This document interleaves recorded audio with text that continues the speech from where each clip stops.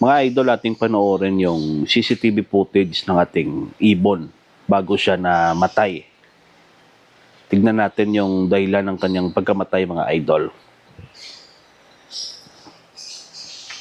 Kung ito nga ba ay heat stroke or nabulunan yung ating ibon, mga idol.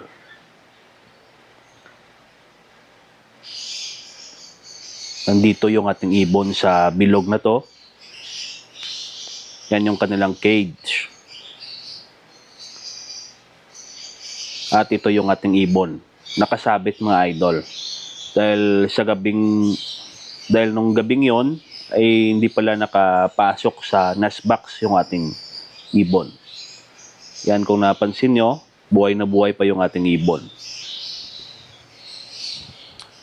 Marami kasing factors kung bakit biglaang namamatay yung ibon. Una ay heat stroke, pangalawa ay choke or nabulunan or nabilaukan yung ibon, mga idol. At hindi nakainom agad ng tubig, maaari din silang mamatay pag ganyan. Tapos pangatlo ay kung sa gabi ay madilim at nagulat yung ibon at biglang lumipad at yung kanilang mga ulo or kahit anong bagay ng katawan ay nabangga sa matigas na bagay, magkakaroon ng injury, maaari din silang mamatay, mga idol. Then pangapat ay kung meron ng pondong sakit yung ibon sa katawan. Dahil alam niyo, mga idol, yung ibon ay meron niyang parang defense mechanism na marunong silang mag-hide ng kanilang feelings or kaya nilang i-hide yung nararamdaman nila. Kung titignan natin yung ibon, mga idol, parang walang sakit yan. Pero kapag lumabas na yung sakit, kapag lumabas na yung sintomas ng sakit at nakita mo na, mga idol, ibig sabihin yan ay malala na yung sakit ng ibon mo. Dahil nung early stage pa ng sakit niya ay yun nga, ina-hide ng ibon o natago niya yung kanyang feelings. Yan yung isa sa mga karakteristik ng ibon, mga idol.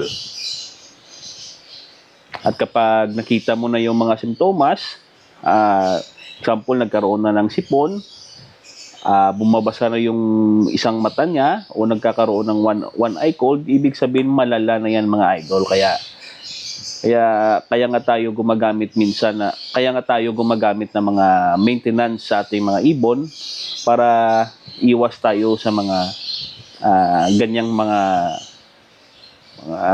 unexpected na mga sakit, mga idol.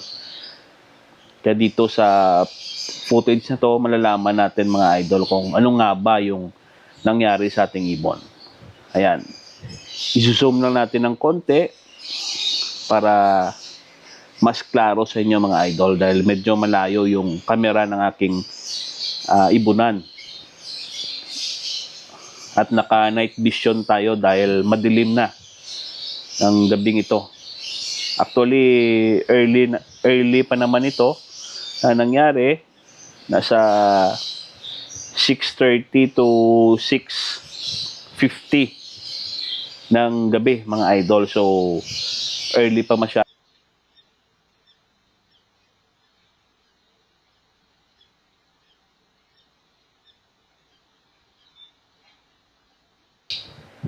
Dito sa mga oras na to, mga idol, kung narinig nyo yung iyak ng ibon, ayan, parang may dinadamdam siya, mga idol.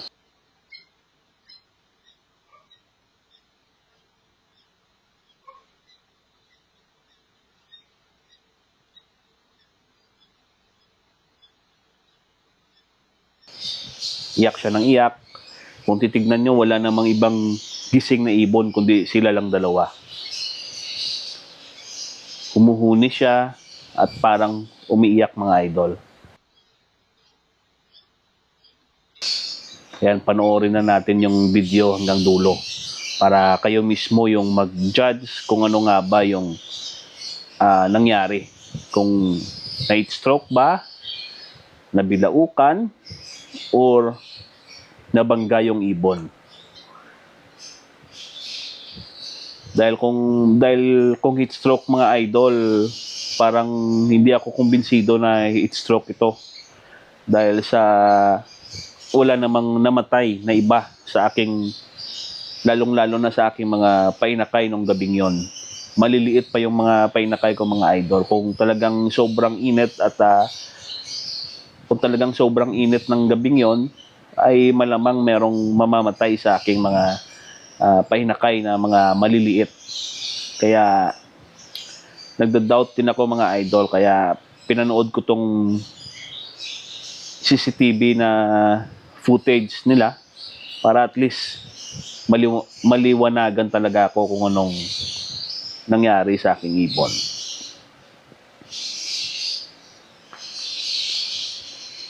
Ang kung nyo makikita, no? Parang naka-perch yung ibon.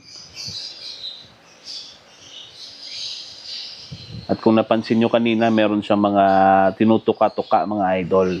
Ibig sabihin, meron siyang kinakain. Kaso nga lang, hindi klaro sa camera natin kung ano nga, kung kumakain ba siya or ano yung ginagawa niya. Basta naka-perch dyan siya. Kung nyo napapansin, nandyan sa kanilang patukaan, mga idol. Kung gabi naman, hindi ko tinatanggal yung mga tubig nila dahil sa hapon bagong palit yan. Bagong palit yan na fresh water. Kaya hindi ko na yan tinatanggal dahil yung ibunan ko ay safety naman. At wala namang nakakapasok na mga daga o mga pusa, mga idol. Kinukuha lang naman natin yan kung ibunan natin ay open dahil umiiwas tayo na baka madumihan yan ng mga daga o matapunan ng kanilang ihi. At yon ang mga cause ng mga bacterial infection sa ating mga ibon. Kaya natin tinatanggal yan kung tayo ay open aviary, mga idol. Pero dito sa ibunan ko, safety tayo. Nakascreen yung paligid at buong ibunan ko. Kaya wala nakakapasok na daga o mga bubwit dito, mga idol.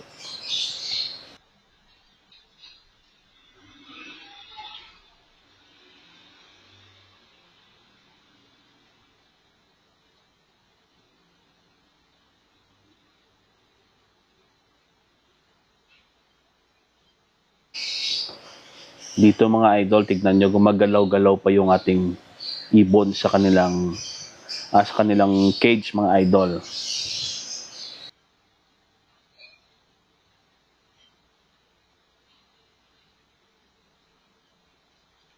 Magalaw-galaw pa yan doon sa ilalim. At yung kapares naman niya ay nasa ibabaw. Sila lang yung gising. Tignan nyo. Pansin nyo, mga idol, walang ibang ibon kundi sila lang yung gising.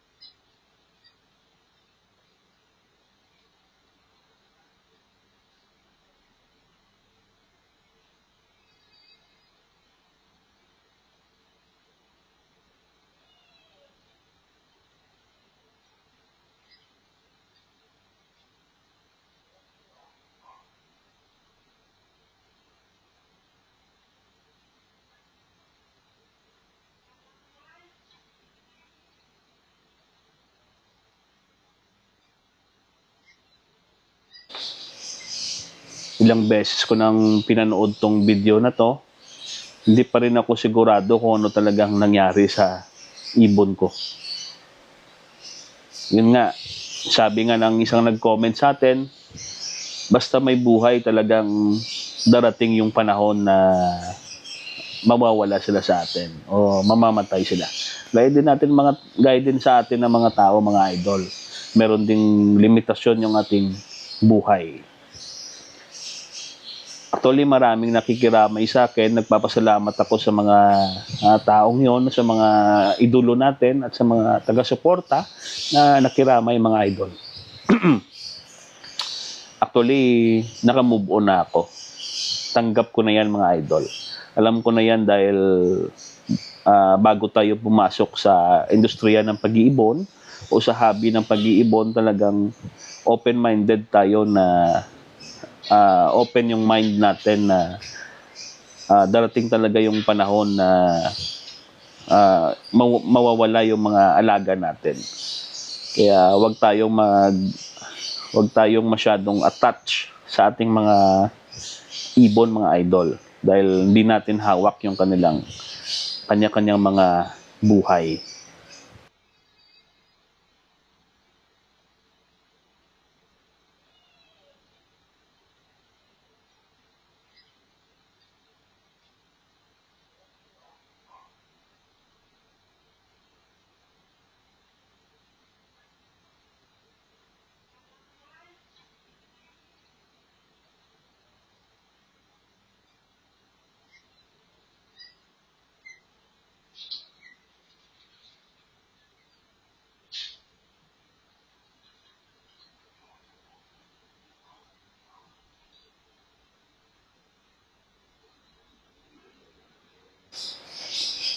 Dito mga idol ay parang naka-steady na yung ating ibon at parang hindi na masyadong gumagalaw sa corner ng cage. Kaya tignan natin yung mga idol para makita nyo mismo kung anong nangyari sa kanya bago siya namatay, mga idol.